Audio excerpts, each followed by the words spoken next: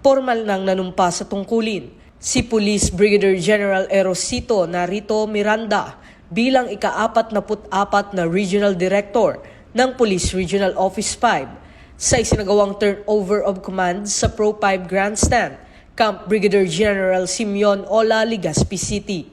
Pinangunahan ng seremonya ni Police Lieutenant General Edgar Alan Ocubo, the Deputy Chief PNP for Operations, bilang presiding officer. Sa kanyang mensahe, nagpasalamat si Police Brigadier General Miranda kina Pangulong Ferdinand Marcos Jr., DILG Secretary Juanito Victor Rimulya at Acting Chief PNP Police Lieutenant General Jose Melencio Nartates Jr. sa tiwalang ibinigay sa kanya.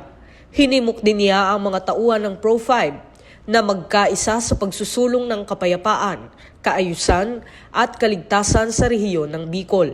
Pinalitan niya sa pwesto si Police Brigadier General Nestor Babagay Jr. na ngayon ay itinalaga bilang Deputy Director ng DIDM. Sa bagong pamumuno ni Police Brigadier General Miranda, inaasahan ang mas pinaigting na disiplina at mas matibay na serbisyo para sa mamamayan ng Bicol. Ito ang bagong PNP para sa bagong Pilipinas, serbisyong mabilis, tapat at nararamdaman.